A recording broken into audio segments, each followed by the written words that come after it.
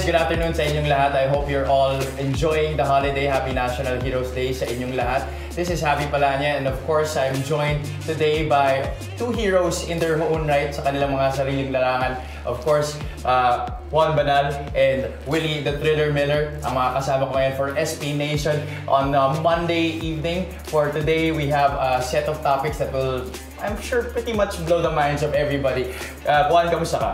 Long weekend, so magandang pag-usapan natin yung mga topics ngayon. Yes, ako, excited ako kasi hindi ko pa nakakasama sa show tong dalawang to at iniidolo ko sila in their own right. Again, heroes din sila and ako lagi ko kasing kasama yung iba. Ngayon ko lang kayong dalawa makakasama, so excited ako dun sa dynamics ng pag-uusapan natin today. Of course. Coach Willie, kamusta naman ang long weekend mo? Ay, nako. So parang hindi nag-long weekend. So, No holiday for you. Buhay basketball eh. Pinili mo eh. Buhay basketball. Masarap ball is life. So, pero nag-enjoy tayo habang nakikita natin sa social media na nasa bakasyon yung mga ibang tao. Tayo ay nakakatulong. Iba timeline talaga ng taong nasa basketball. Iba. Na-discuss na rin namin sa previous episode na pag walang basketball, parang nasisira yung rhythm ng mga tao eh. Yes. Especially yung mga Pinoy. Imagine mo, yung mga nasa bakasyon ngayon sa bahay nila, inaantay tayo na hindi magbakasyon. Mismo. Diba? So, why don't we get into it right away? Umpisahan na natin with our topics. Let's talk about our topics for today. Of course, ang una dyan, LeBron and Steph. Will a possible partnership be good in LA? Will it happen? Papag-usapan natin yan for our first topic. And of course, our second topic, ano ang mas prominenteng liga? Ang NCAA o ang UAAP? And of course, for our last topic, one of the hottest topics right now in the PBA, kailangan na ba i-increase ang PBA max rookie salary? Mainit. Mainit. Alright, let's get right into it. Let's start with LeBron and Steph in LA. Of course, in the Olympics, they were two of the best players of Team USA. At ang partnership na to nag-stem from the fact na nag-post kasi si Steph Curry ng post na same team, winning team. Something like that yung naging caption niya. No? And ang ganda naman naging partnership nila sa Team USA in leading Team USA to the gold medal. Ikaw, I'll ask you first one. Sang-ayon ka ba dito sa partnership na to?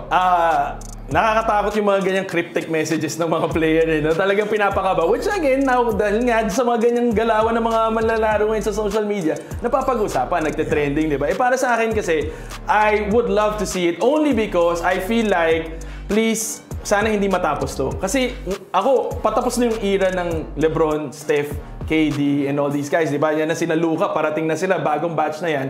And parang I wanna see something beautiful again, di ba? Parang when we saw Kobe finish his last game, parang nobody wants, di ba? Last episode, tribute kay Kobe, parang you didn't want it to end. After him, scoring 80 points ba? Ilang beses kinor niya sa last game niya? 60? 60 points, di ba? Parang, please wag ka mag-retire, di ba? Parang ganun din to eh. And I think for me, dahil nasa twilight na sila ng career nila, I still wanna see a winning Steph Curry and a winning LeBron James. So putting them together in a team, and we've seen that happen. Nabuo yung trio ni Bosh, Wade, tsaka ni LeBron sa after nila mag-USA team eh. Doon sila nag-usap-usap. Pagbalik nila, nabuo yung Miami trio, di ba? So, medyo, si Kevin Durant, alam naman natin may ugali na sumasama kung saan... Actually, he was part of the pictures na Steph Curry. Kung saan masama yung party, di ba? Doon sumasama si Kevin Durant. So, pwede, di ba? Tingin nyo ba, hindi gutom si Kevin Durant na manalo? Talon siya ng talon, hindi siya nananalo. Yes, so, gusto niya talaga. So, ako, alam kong ikaw, dahil in your own right, MVP ka and all, gusto mo, hindi, matira-matibay laban sa huli. Pero ako kasi, gusto ko lang makita ng beautiful basketball played before they retire. Yeah, tama naman sa'yo. Sa akin naman, ang gusto ko lang kasi is gumanda pa rin yung competition ng bawat side. Yung balance of power sa NBA. Yes, kasi pag umalis si Steph, pamunta sa Lakers. So, sobra-sobra na yung Lakers. Kawawa naman ngayon yung pinuroduce ulit ng Golden State. So, yun lang yan ako. Pero I think kasi kaya pa rin ni Steph. Once na magkaroon pa siya ng mga katulong na mga bago. I think yun yung topic dito eh. I think nasa kamay ng Golden State yung decision ni Steph eh. Kasi I'm sure gusto pa rin manalo ni Steph, di ba? Pero you have to put another player yung makabuo. Yeah. I think big step ngayon nawala si Clay. Yeah. That's a huge risk na tinanggal sila si Clay, pero parang pinaghahandaan nila yung salary cap nila para baka naman itulak nila si Steph na mag-champion ulit.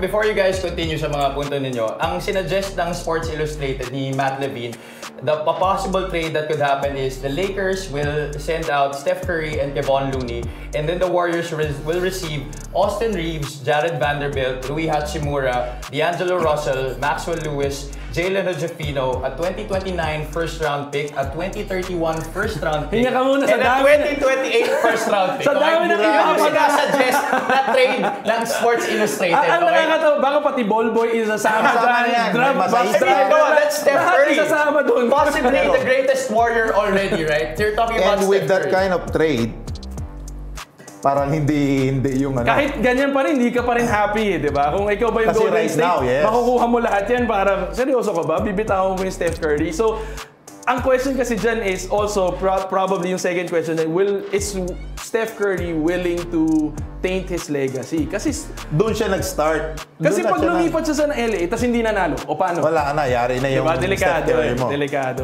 Because also, syempre, di ba, you also want to be in the league of the greats like MJ, like Yeah. Larry Bird, like Yung sila mga Brandon Hindi nag-stay Taylor. sa one lumipat. team, Oo, yes. lumilipat. Kasi na- kaya gaya ng pinag-usapan natin before the show that si LeBron, mark na yan as a journeyman eh.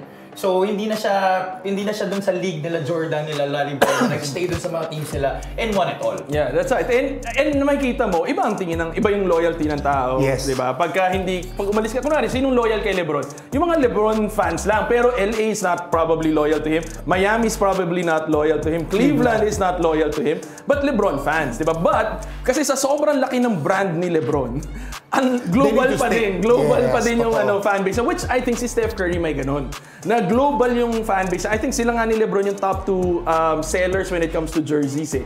Kasi so, for me, hindi siya malaking risk for Steph in the sense na, sige, parang gusto mo ba makilala as the most loyal Golden State Warrior? So gusto mo makilala for the number of rings that you won and who changed the game, Yes. di ba? And he can do that kasi with LeBron, I think. He can do that. Meron Gusto na mo to. Siguro mga 2-3 championships pa pwede yun na lang. sunod-sunod. Yun lang. Yung buo sila. Pero, papayag ba yung Golden State? Yun lang. That's the question. Yeah. That's the question. Pero ikaw, Coach Willie, kung ikaw ang ako- masusunod, you want him to stay. Oo. Let's just get Golden State to get some help around him. Dala lang kasi kaya Bago mga katulong na lang. So bago makakatulong, kumuha ka ng mga parang batang LeBron James. Pero ito tanong ko, Papasok Coach kayo. Willie, uso pa ba ang one-man team sa isang team para mag-champion? Sa NBA, NBA, no. I don't think. Kasi kunwari, may Luka at Kyrie ka pa rin. Kailangan mo Parate buo to. eh. Meron kang big man, may guardia ka, at saka may defender or scorer ka. Yan na nga. So parating tatlo yan. Pag kulang yan ng isa, nako. Ayun na nga, Coach Hindi Willie. nakakayanin Hindi eh, di ba? kakayanin. Hindi Yun nakakayanin. na nga eh. Nabuwag na nga yung Golden State trio eh. Wala na si Klay Thompson doon. Si Draymond Green na lang tsaka si Steph na natira. So si Draymond, mas malakas na yung toyo ngayon. Pero sige, kung ikaw ang masusunod at mag-stay si Steph sa Golden State, sino sa tingin mo ang pwedeng pumalit kay Klay Thompson? Yun nga eh, no? Si Jordan Poole, umalis na rin. Yun yung isang ginigroom na eventually papalit dun sa isa sa mga pwesto nila. Si Ant-Man. Si Ant-Man. Si Si Anthony Ant-Man. Edwards. Oo. Malabo yata. Hindi rin Baka wala na bibitawan. Kasi franchise eh. Franchise Yun ng nga, player. yun na mahirap. So you need to build another player na yung hindi pa nasa peak ng career niya o That's hindi right. pa magaling sobra, hindi pa superstar ng isang team. Probably 6-man or kung ano man. Then doon mo i-groom to become a superstar. Pero ang tricky dyan kasi is kailangan high impact na kagad yung player. Kasi Pagpasok. bilang na yung taon ni Steph. Steph. eh. So, diba? Kailangan you need ready na one. yung ano. Yes. So parang it's either makapag-invite ka ng top tier players to Golden State or Steph will have to transfer to a team that has a top tier player. Eh. Yun yung Mismo. tricky part, Yes. diba? Yeah, because how old is Steph na ba right now? Late 30s na rin. Past 35 na, right? Yeah, that's right. So you definitely have to bring in a player na talagang high impact level player na agad. So in this current crop of Golden State players, do you see someone getting into that No, position? I felt bad for them. I know medyo toyo kasi si Jordan Poole eh. Pero I Yung felt ba? bad. Feeling ko kasi siya yun dapat eh. Siya na dapat yung yun next eh. in line. Siya na yung Totoo. next in line. And I think the older kuyas were willing to give it to him. Diba? Just wait Yes, for your yeah. turn. We'll give it to you. But then I think he got ahead of himself. The whole Draymond issue and all that. Bastos din siya, di ba, sa bench, yung bench league. Ano Yeah. na, yung bench culture din na iba eh, di ba? And I think naunahan niya lang. He wasn't patient enough. But Yeah. so, sino pa ba? Nakita mo naman, parang Ikaw na yung nilalatag susunod. na ng Yes, Golden State totoo. eh. So nung trinade nila away yun, I think medyo nayanig na. But with the release of Klay Thompson, and na-feel naman natin na parang kahit si Klay hindi na rin happy last season, di ba? Parang nagre-reklamo na siya kay Steve Kerr na bakit may mga times na nakaupo siya sa bench and all that, di ba? So, I think they're making room for probably a blue chip player to come in. So, yun lang ang big question kung sino. Kasi hindi na nga uso eh. Yung Boston lang eh, ang lakas ng lineup eh, di ba? Hindi mo nakakayanin na ikaw lang mag-isa. And so, ang question mark is, how far is Golden State willing to fight for Steph to stay in Golden State? Yes. So kayo naman, mga fans natin na nanonood dito sa SB Nation, ano sa tingin nyo? Will Steph leave for LA or should he stay in Golden State and further cement his legacy? Comment nyo yan sa ating mga social media accounts para malaman natin mamaya. Mababasa natin yung mga opinion nyo later on. Let's now lead into the next topic. This is another exciting one kasi siyempre kasama natin. Ito makikipagpatayan si Coach Willie. Malamang sa malamang. Malamang sa malamang. Okay, so for our second topic, it's gonna be UAAP or NCAA. Which league is the better league? Kasi mangyayari on September 7, sabay ang opening ng NCAA at ang UAAP. The UAAP will open in the Smart Araneta Coliseum while the NCAA will open in the Mall of Ace Arena for its 100th season. Kita mo naman, kita mo lang agad kung gano'ng kalaki. Ito kailangan ko sabihin ha. Ako, sa tagal ko nang kilala si Coach Willie, okay? Madaming hindi nakakapansin, pero mahilig siyang umiti sa court, di ba? Akala ng tao, nag-i-enjoy lang siya. Sa totoo lang ako, nakita ko na siyang mas nakakatakot na nakangiti. Sa totoo lang. Kasi sa utak niya, pag nakangiti yan, alam niyang kakainin niya ng buhay yung... So kanina pa siya nakangiti sa topic na to, kinakabahan tuloy ako.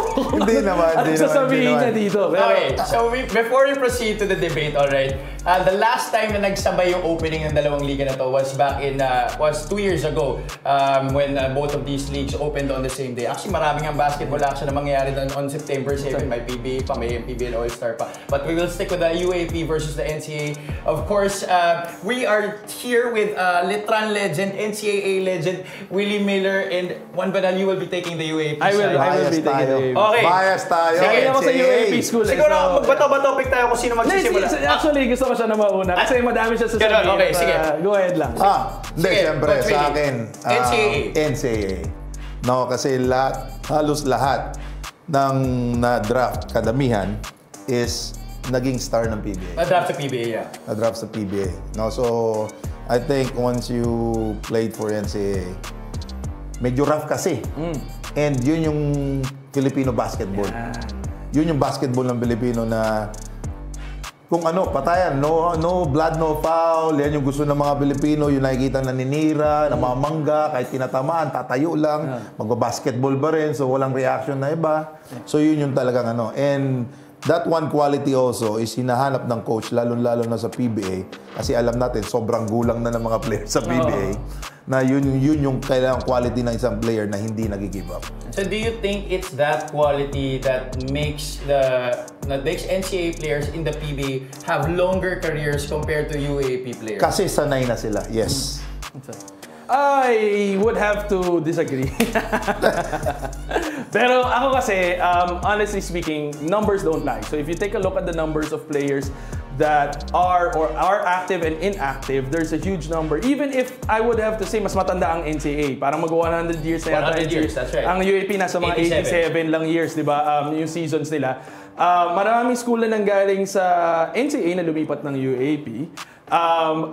So for me, if you look at the current active players, parang ang dami na produce kasi ng UAP na pumapasok ng ano, mas madami yung, kumbaga kung gusto mo nang malaki yung chance mo makapasok ng PBA, mag-UAP route ka. And for many reasons. Number one, I think mas mataas yung exposure.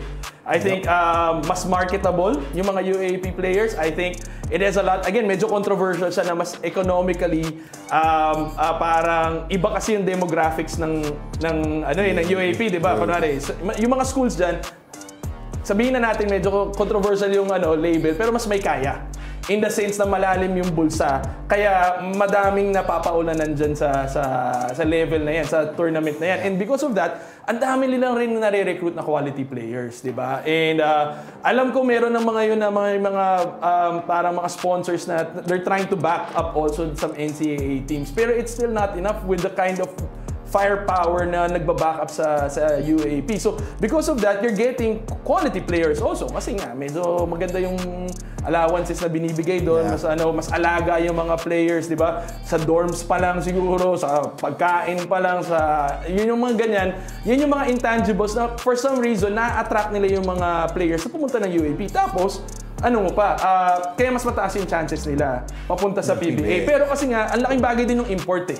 For me, looking at the future, you cannot say na dapat ang mga Filipinos na mga Gilas players nakaka-compete sa world kung hindi naman tayo sanay sa ganong klaseng level na kalaban. And having imports for me is a big deal kasi napupuwersa tayo.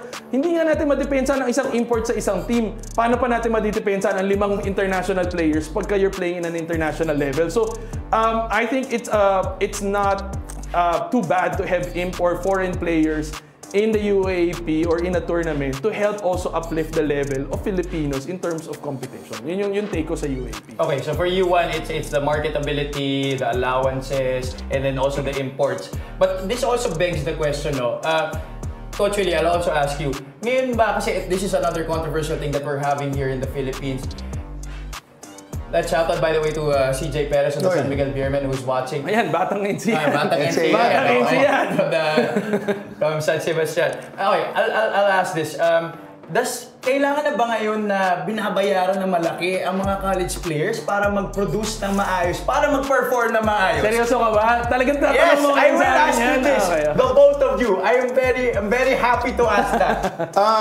Ako, Diyos ko, wag lang lumaki siguro yung ulo kagad and wag mag-demand ng pera. No, if you deserve, I think you should have. Ako, ang prinsipyo ko dyan is you have to see this as a means to an end. Yung basketball kasi, naging paraan na yan ng karamihan na manlalaro para makaahon sa kahirapan. And for you to take away that from them, an opportunity to earn early on.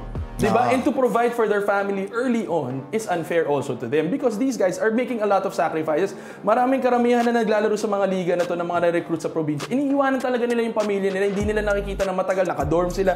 Madaming sakripisyo. Ako nga, si Mark Pringles, nakausap ko. May mga araw siya nung nasa FU siya na kumakain siya ng panis na kanin. Kasi ganun kahirap yung panahon na yun, diba? And I'm sure madami pang kwento. So for me, for college players, kasi alam ko ang debate dyan is, bayad na kagad, ang bata-bata pa lang, kaya puro pera lang. Pero sabi ko, madaling sabihin kung mayaman ka. Pero kung wala kang pera, di ba malaking bagay yun na maaga pa lang, ang buhay ng basketball player maiksik. Di ba? So, kailangan as early as possible, if you can already earn something from your talent, why not? Yeah. Diba? So, ako kaya hindi ko siya nakikita as a bad thing. Madaling sabihin pagka may pera ka. Pero kung wala kang pera at alam mo yung mga story ng mga player na maaga pa lang ganyan na pinagdadaan. Ngayon pa lang, maaga pa lang nagre-recruit na sa high school level di ba? Kailangan din ang tulong ng mga yan di ba? So, iba ang buhay, iba ang sakripisyo nila. And so, I think they deserve also to get that monetary compensation to help not only themselves, but yung pamilya nila. And siguro kailangan lang maging disiplinado yun lang. Yun yung kailangan ituro. Kailangan, kasama ng pera is yung financial literacy. Exactly. Kailangan maturuan din sila kung paano humawak ng pera. Kasi hindi sanay. Paano magkaroon, hindi lumaki yung ulo. Exactly. Alright, so I'm sure dahil sa mga nasabi mga punto, di pa rin natin masabi kung sino ang mas magaling na liga. Mas maraming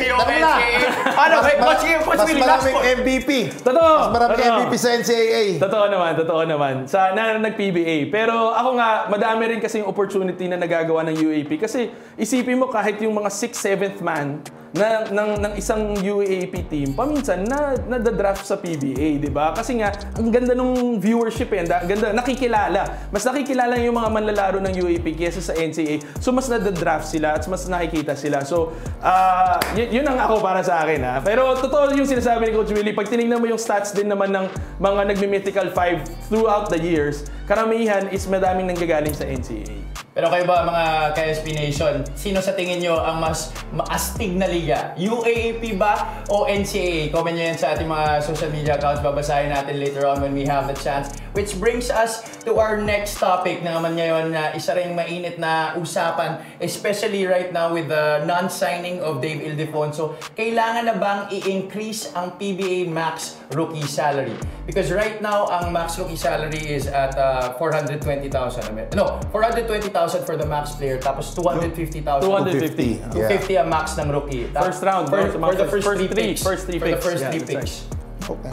I think, kailangan na. No, if we don't want to lose yung top players natin. Kasi, pag, like sinabi ni Juan, pag may mas malaki akong chance sa ibang bansa o magkakaroon ako ng pera na makakatulong sa family ko, Lilipat ako. Hindi mo rin masisisi, Hindi di mo ba? masisisi. Hindi mo masisisi. Totoo. So, pero siguro naman, kung onti lang yung diferensya, stay with PBA in the Philippines. Kasama mo pa yung pamilya mo. That's right. Pero if malaki yung diferensya, like kay Kai, diba, sa iba natin na players. Hindi rin siya. Madami. Oo, diba? sa iba natin players, hindi mo masisisi yan. Huwag mo sisihin yan dahil pag naglaro na kayo, doon yun na mararamdaman.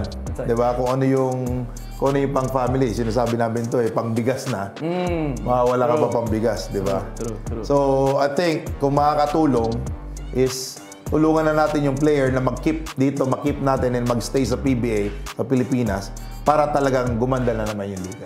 Ako kasi, mahirap maglabanan sa presyo. Kumbaga sa negosyo nga, di ba? Sabi nila mga competing brands, mahirap pagka-pricing ang labanan. Pababaan ang presyo kasi parehas talo pagka ganun, di ba? Ganun din dito. Feeling ko eventually, the league will dry itself up if it makes adjustments with its rookie cap. And ako, for me, parang you just have to make sure that you incentivize. Kasi, yes, punta ako sa ibang bansa. Kasi instant gratification yan. Instant ramdam mo kagad yung pera, di ba? Pero in terms of longevity, the PBA has been one of the long-standing tournaments or organizations, maybe probably in Asia, di ba? As a basketball. So in terms of longevity, at kung gusto mo kumaba yung career mo, syempre parang mas may stability naman sa PBA, di ba? And so, parang with all the rules that are coming up and all the arrangements, for me, it's very hard na pag lumaban ang PBA sa pataasan ng presyo, feeling ko mamamatay yung PBA pag ginawa nila yun. Delikado. So for me, ang tansya ko dyan, sige, kung umalis kayo. Di ba? Wala na akong magagawa dyan. Hindi naman nauubusan ng manlalaro sa PBA. Kasi sa sobrang daming basketballista sa Pilipinas, okay lang. Di ba? Yung iba nga, ang argument pa nga is, mag-expansion team na kasi kulang yung teams di ba? So, I think you can adjust in those ways without having to compete with price, di ba? Kasi, or else, pataasan, kailan matatapos yan? Di ba? Kung palagi na lang pataasan, ganun ba kalalim talaga ang bulsa ng PBA para tapatan yung kayang bayaran ng mga binabayaran sa bilig? Which feeling ko hindi kakayanin in the long run. So, I'm not for the increase, but I think I'm for increasing the quality of the tournament and expanding even more opportunities so that rookies won't have a hard time to have a longer career path in the PBA. Sige, and one thing siguro kaya umaalis din and they're asking for more money is pag napunta sila sa ibang team, alam nila na yung incentives is hindi nila makukuha. Yeah. Kasi kung mapupunta ka sa team na hindi ganun kalakas, hindi ka magkakabonus dahil hindi ka mananalo. Totoo. Tapos, paano mo makakapag-compete against top teams? Agree. Diba? So, they're asking, instead na incentives, is ilagay na lang sa salary. That's right. Siguro, yun ang ano ko Yeah. And which parang kaya quality. Kailangan increase overall quality of the league, di ba? Na in those, kasi madaming disparity. Di ba? Na yun, nakikita na nag-iisip na rin ng mga, kasi nga, kumaaga pa lang na nabibigyan na to ng mga magagandang packages. Kunwari, high school pa lang, college pa lang, maaga pa rin natututo tong mga bata na to na, saan ba mas okay, di ba? And so, nag-iisip na sila. Dati kasi, nasisilaw pa sila sa, PBA to, panaginip ko to. Ngayon, hindi Alam na nila na, teka lang, hindi na ganun ka nakakasilaw yung PBA. And so, nag-iisip na rin tong mga to, di ba? But don't you think right now, at least the PBA is moving forward in the direction wherein they're already trying to put in innovation sa liga para mas maging exciting na at para mas maparami na rin yung opportunity sa mga players. Gumaganda na ulit yung PBA dahil sa innovation. May mga Coach, yung 4 point. Okay ka dun sa 4 point? Oo nga, Coach. Ikaw. Happy ka so far? Nakita mo? Ilayo pa siguro. Ilayo pa? Coach, ikaw ba nung panahon mo kung may 4 point line na? Pag sa buhaya. Titira ka na ba dun? Kasi makapatira ka pag sa last shot kasi, di ba? Kasi kung saan ka open, hindi mo na ilalapit doon sa depensa. Saka ngayon mas magiging exciting na kasi yung mga games. Kunwari, 1 minute dati, lamang yung kalaban ng Yan. Ocho. Medyo And hard to reach na yan. nangyayari sa amin, Converge versus itong last na game namin. Sino itong kalaban namin? Nakalimutan ko. Missy. Ilan lang yung lamang? Magnolia. Dalawang back-to-back 4 points. 12 kagad. So nahirapan kagad. Back-to-back dalawang possession. Pagbalik 4 points. 4 points. 12 points kagad yung lamang. From then on, hindi na kami nakabangon kagad. So ganun kahirap. So do you agree na napaganda ng liga yung 4 point? Pwede kasi bago eh. Bago, makikita mo ngayon kung sino yung nagtatry lang na hindi shooter o sino talaga may capability na makashoot. That's right. Pero kung mas maganda kasi onti lang, parang 5 steps lang o ano. Kung nilayuan mo pa ng onti, para talagang yung titira is yung parang desperation lang. Desperation lang. So yun na yung pinaka. So yun yung gusto mong i-reward. Gusto mong i-reward ng 4 points, yung mas mahirap na Mas tira. mahirap. Kasi parang sa tingin mo, hindi pa Kaya ganun kahirap yung ano eh, Kaya di ba? hindi kahirap eh. Pero yung impact sa game malaki. Malaki. So pag mas mahirap, hindi matatalo yung team na wala ka kwenta-kwenta. Dahil ang makakashoot yung shooter lang talaga. Yung 4 points, makakashoot lahat eh. Yung 3-point shooter. Pero yung hindi marunong sa 3 points, hindi naaabot. Tama. Pero the rest, pero kung ilayo mo pa, Pwede. mas mahirapan na to. Pero at least pag ganun onti. Pero ano yan, good sign. Good sign, good sign. Good sign, pare. Yes. Kasi madaming sinasabi, patawa naman to. Even globally, patawa tong PBA, ng 4-point line. For me kasi, wala namang masama eh. Diba? Parang, sige, kung nandyan naman, so what, diba? But it's the same opinion that people had nung nagkaroon ng 3-point line. That's diba? correct. Parehas lang, diba? Ano itong 3-point line, diba? So ako, I applaud PBA for the innovation. Diba? At least nagtatry sila na i-shake yung boat, di ba? Para naman kasi nga ako sinasabi ko, dati si Junmar, walang makapigil kay Junmar. Ngayon, 2 points, 2 beses tumira si Junmar, 4 points. Pero ngayon kung Anjo Karam ka, hindi kasi tangkad ni Junmar, pero sa labas tumira ka, 4 points. Quits na, 2 tira ni Junmar, isa lang sa akin. Pwede kaya to, pag mag-try tumira doon, bawasan ng 1 point. Para plus maiba naman. minus. Diba? Para maiba naman.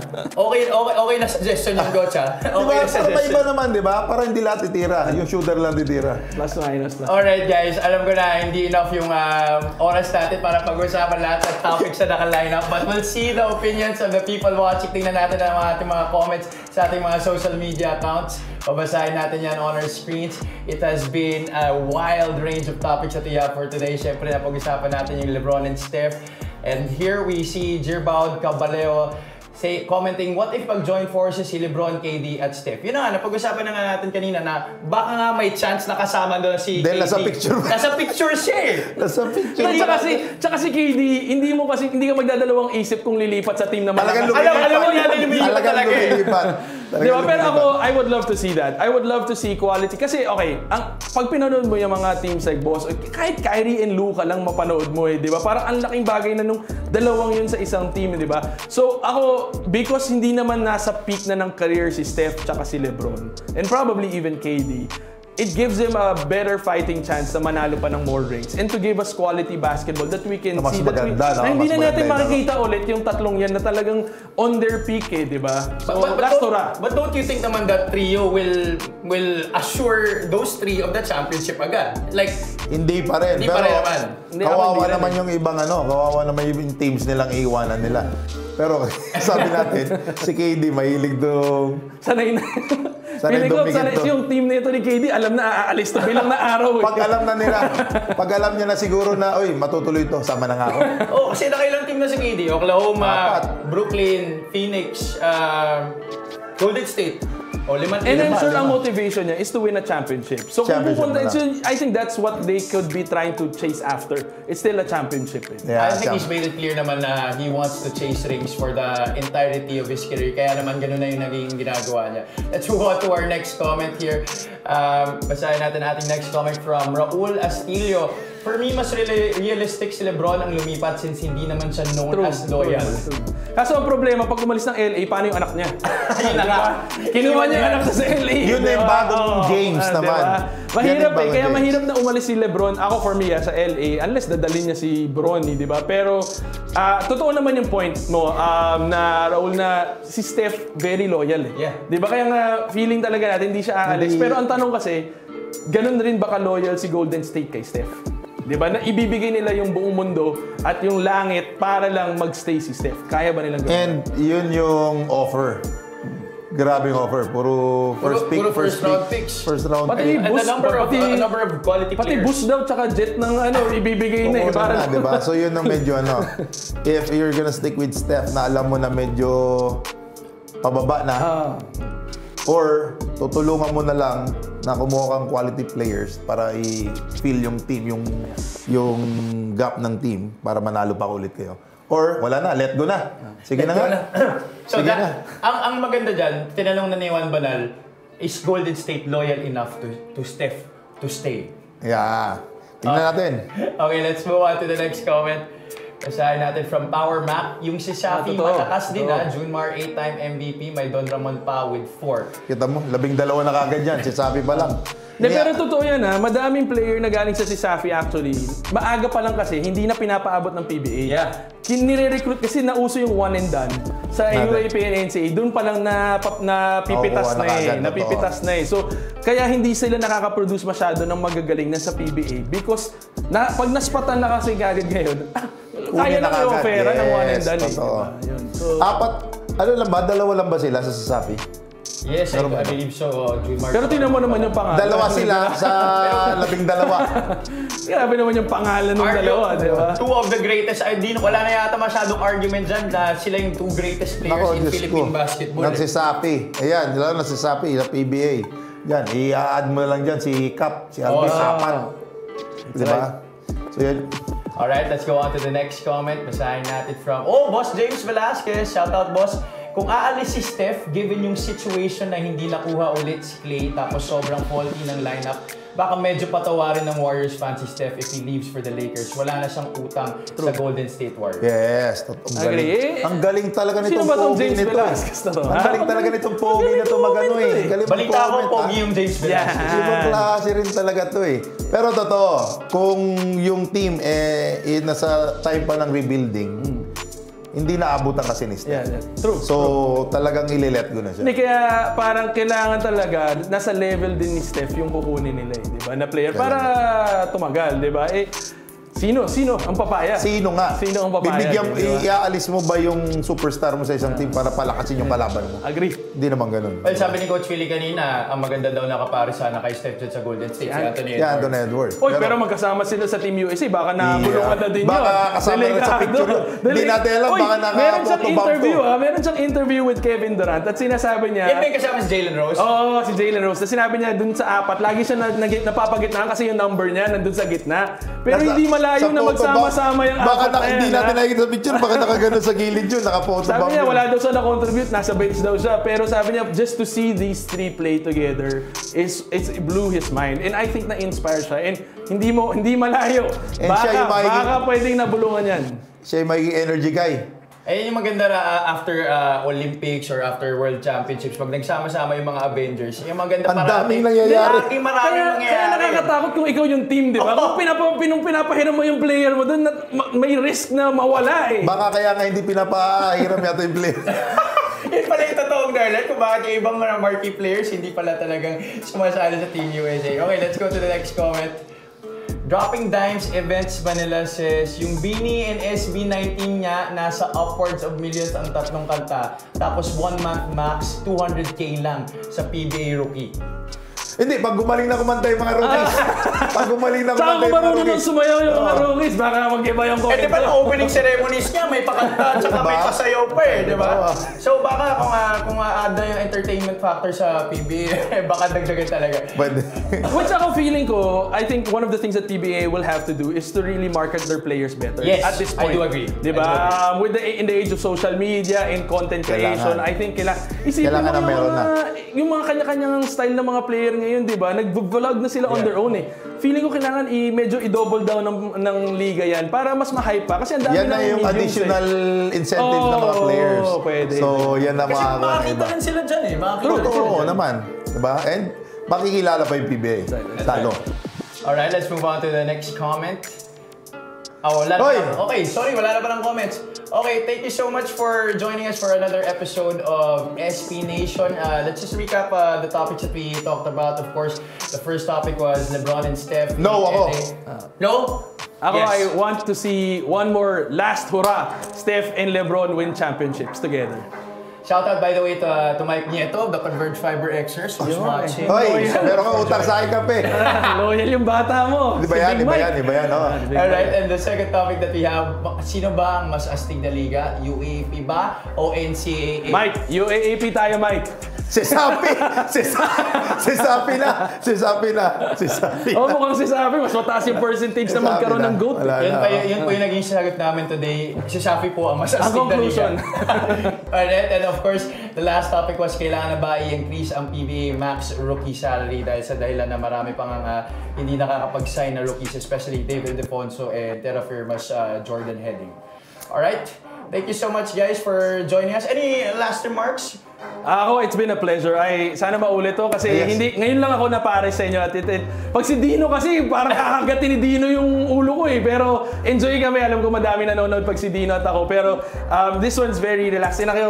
Having Coach Willie all the time, picking on his brain is always a joy and an experience. So thank you for being good partners and hosts today. Likewise. Thank you din naman. Masarap yung partnership natin. Ang kukulit. Masarap parate, masarap. Okay, sana nga maulit to. Mga ka-SB Nation natin, don't forget to follow us on our social media accounts, especially on Facebook and on TikTok. Thank you so much for joining us for another round of SB Nation. For Juan Banal and Coach Willie Miller, this has been Happy Palanya signing off. Have a great holiday, everybody. Double pay ba tayo, man? Oh! National Boss Heroes James! Day! Yeah! Boss James!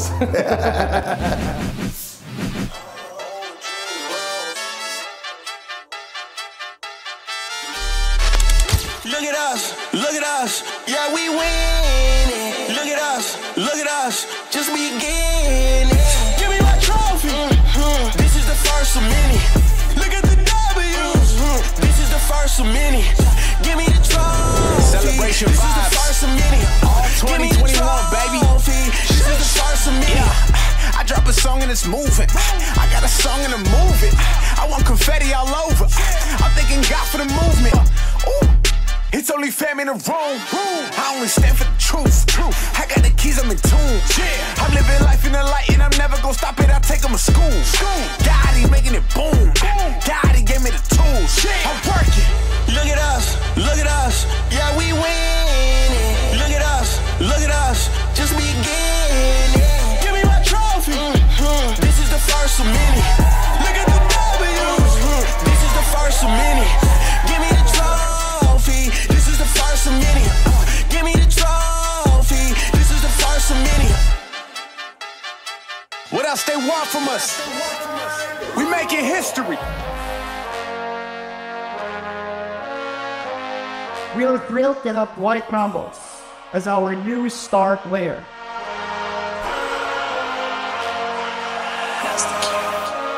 Victory really got my name on it. Blood, sweat, and tears, I left a stain on it. I'ma pass the torch before I blame, homie. Because victory really got my name on it. Victory really got my name on it. Blood, sweat, and tears, I left a stain on it. I'ma pass the torch before